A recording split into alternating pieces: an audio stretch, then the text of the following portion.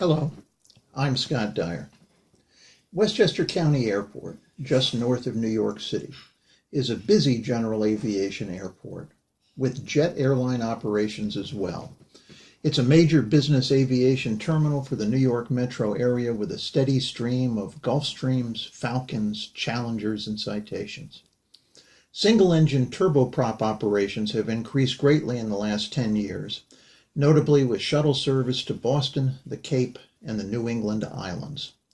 But Westchester is also home to many light general aviation aircraft and several flight schools using Cessna, Diamond, and Cirrus aircraft. Flight training and proficiency flying in the pattern is common. Our tower does an excellent job of melding all of these different aircraft types into a smooth flow of traffic on and around the airport. But the wide range of aircraft types does mean that the tower will often instruct aircraft in the pattern to make 360-degree turns for spacing, to extend downwind legs, or to land and hold short of a crossing runway. The tower also frequently instructs aircraft to make a close-in downwind to runway 29. They'll say, over the numbers of runway 34. For aircraft that are either staying in the pattern for runway 11 or departing to the west, we are often instructed to fly a downwind over the numbers of runway 16. Being alert to these possibilities before calling for takeoff clearance or before arriving in the Westchester area is important. This video will give you some information about what is expected of pilots who are instructed to fly a downwind leg over the numbers of 16 or 34. And while the video will also highlight the land and hold short restrictions for operating on runways 11 and 16, it won't cover all the general rules and regulations governing land and hold short operations. Make sure you know them and don't accept the land and hold short clearance unless you know that you can and will comply with it. First, some basic orientation to get us all on the same page. As the airport diagram indicates, the main runway is 1634, and that's where you'll find the jet operations. Everything else from Cessna 150s on up can land and depart from there too. Closed pattern operations are conducted on 16 and 34, but also on 11 and 29 as a way to free up the longer pavement for airplanes that need it. 11 and 29 are also used for smaller aircraft, yes, including the Pilatus and King Airs, departing the airport. So let's say that you're going to stay in the pattern and are cleared for takeoff on runway 29. Tower tells you to keep your downwind over the numbers of 34. What do you do? The picture shows the airport with the blue line indicating the final approach course for airplanes landing on 34. The restriction to fly the downwind over the 34 numbers, and they want you to do it at the 1,500-foot pattern altitude, is to keep you separated from the arrivals on 34. So you take off from runway 29, turn crosswind as you normally would about 300 feet below the pattern, and then make your downwind turn so that the downwind leg crosses over the approach end of 34. It will be a closer in downwind than you are probably used to flying, but there's no room for a wide pattern here. Don't be out there somewhere between the arrival end of 34 and the condos to the south. Fly it over the numbers. Now, once you've passed over the 34 numbers, the rules relax a bit and you don't have to continue to fly that close in of a downwind leg. Instead, once past the numbers, you can widen the downwind out 10 to 15 degrees to the right, which will give you a longer base leg in the pattern than if you continued to fly the close-in downwind.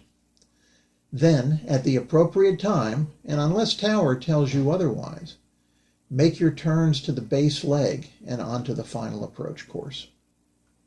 The key points here are, first, expect to turn downwind earlier than you might otherwise. Second, fly over the 3-4 numbers where the red circle indicates.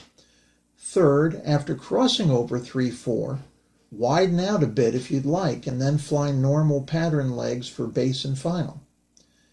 The same process can also be used by the tower for aircraft arriving from the west, out by the Tappan Zee Bridge, and those that are not doing closed pattern work. Now let's say the winds are different, and runways 11 and 16 are in use. You want to stay in the pattern, and you're cleared to take off on runway 11. Tower instructs you to keep your downwind over the numbers of runway 16.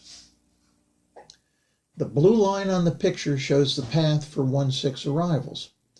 The process of flying this is a lot like what we just went through on runway 29, and the reason for being over the numbers of 16 is to keep you clear of those runway 16 arrivals. So you take off from runway 11, turn crosswind as you normally would about 300 feet below the pattern, and then make your downwind turn so that the downwind leg crosses over the approach end of 16. The crosswind leg here is very short, or non-existent if you're flying a high-performance single or a twin, so expect that. Once you pass over the numbers of runway 16, and I do mean over the numbers again, and not somewhere north of them beyond the airport boundary, you can continue on the downwind until turning base and final. Unlike the runway 29 close-in pattern, you don't need to do a dogleg downwind after passing over runway 16, as there is ample room on the downwind beyond that for a normal base leg. The key points are, first, expect your crosswind leg to be short, or just a continuous turn to the downwind if you're flying a faster airplane.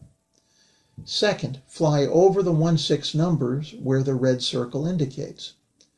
This same process can be used by tower for aircraft arriving from the north and the east that aren't doing closed pattern work.